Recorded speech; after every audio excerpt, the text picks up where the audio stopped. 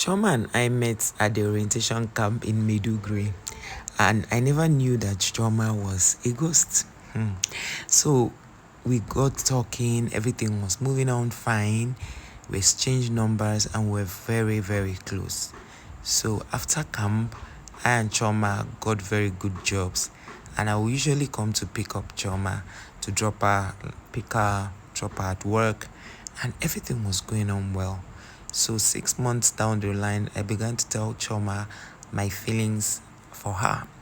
And Choma was like she was not ready to settle. So I was wondering, why would a beautiful lady, quite intelligent, not want to settle? Not knowing that all this I was doing was just not a dream, but something that really happened to me. And Choma kept quiet, did everything, and after much pestering, Choma decided to marry me. So Choma got married to me, and we're blessed with 3 lovely children, 2 boys and a girl. And after 6 years of marriage, Choma took in again and had a girl. So we had 4 children in total.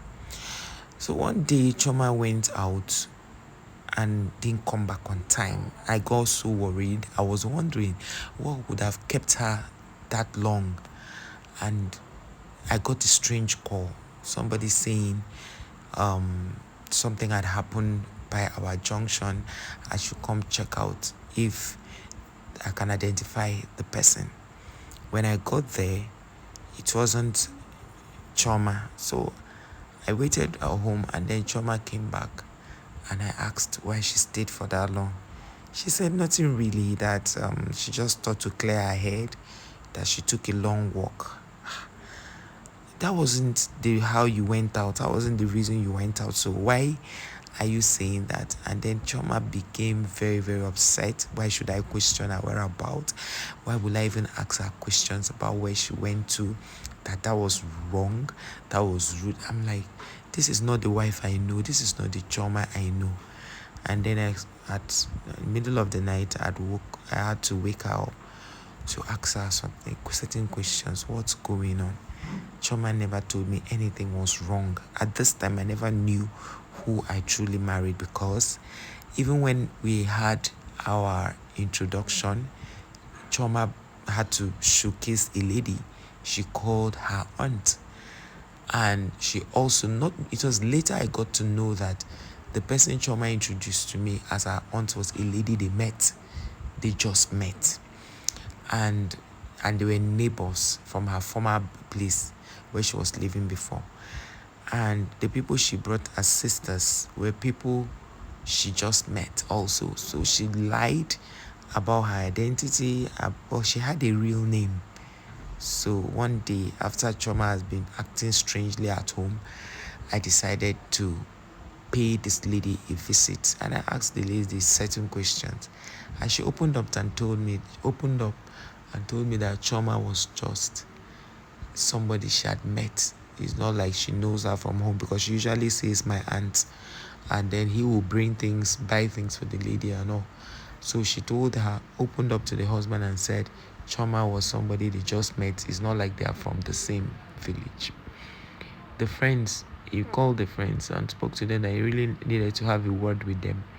And they came and said they're actually Choma's friends, that they were not, they are not originally Choma's sisters. They are not from the same state.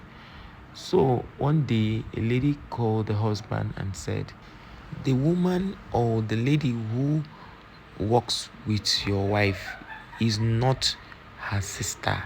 Are you aware of that? The lady who acts as Choma's aunt is the one that her husband was called. And the husband said no, that he felt maybe, how people come from the same state, maybe that's just why they call themselves sisters. And the person said there's something he will want to tell him. And the woman began to talk that Choma is a girl that was going for orientation camp who had a serious accident. And because of the way she had her demise, she did not really go totally. So they feel that is why she's roaming about. that they know the story, the real story of her existence, but it's just that it's not something they can come out openly to tell the husband. The man was saying, are you sure sure of this thing you're saying? If I call this lady now, will you be able to repeat what the person said? No, there will be no need to be confrontational about this whole thing. The best thing for you to do is to call the husband of Choma and narrate everything to him. The man said no, he will not tell the husband of Choma that kind of a thing, that he will speak to his wife first, which he did. The wife couldn't even take it. She was like, no, that Choma cannot be a ghost. It's not possible. Choma has children. So how did the children come about? So this whole matter escalated to the point where the husband had to, bring in the husband of the supposed aunt brought in some people to ask questions, and they said yes, sometimes those things happen, that if the person was killed or maybe the person did not finish their journey, they still come back and live another life. So these people were so scared. The supposed aunt could not believe what she heard, that how can they say somebody who had died came back again to live? So the person who called them apparently saw Choma somewhere, but Choma did not see her. And that was when she now decided to pass through the man who is married to Choma's supposed aunt to, and that was why even when the person called, the person did not disclose that his or her identity.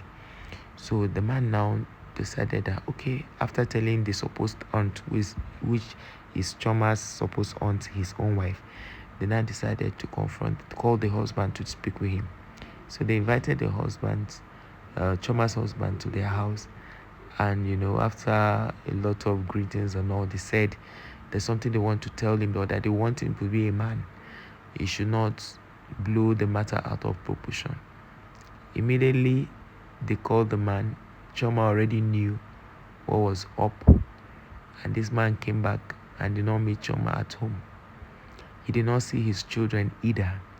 So when he began to look around, he discovered that his children were not even in the compound. They were not in the house. They were not in the compound. But one thing that happened is that Choma was never found. So the husband came back, and then around evening, his children came back. So he asked them where they went to. They said their mother asked them to go to somewhere and pick something for her. But on reaching the house, they didn't see her. So the man said, are you sure your mother was the one that asked you to go and pick up something for her? He said yes. They said yes, that she asked them to go and pick up something from their neighbor's place. But when they came back, they didn't see her, so that they could deliver the message to her. So this made the man so worried, and he called that Choma's supposed aunt to let her know what's up. The next thing, the woman just said no, that's how it is, because she now knows that they know she will not be able to face it. So that's why she had to go.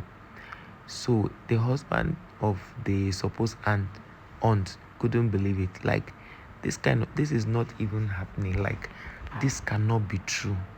What's going on? They said that's the situation. So the man had to remove his children from that house. He called an agent. They got them a different house. He moved the children himself and the children into the house. So now, in order not for them to make the children be stigmatized by the public, they decided to keep the story within them, within the husband, the aunt, the supposed aunt, and her husband.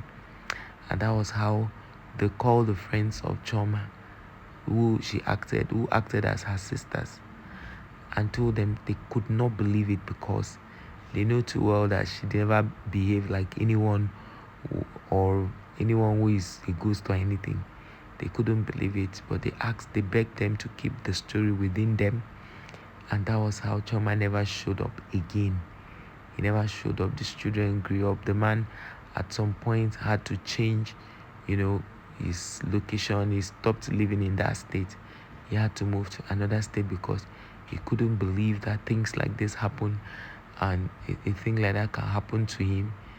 So it's the aunt also couldn't believe it. The supposed aunt couldn't believe it, because it took her a long time to come out of it. And that's how Choma never showed up till today as we speak.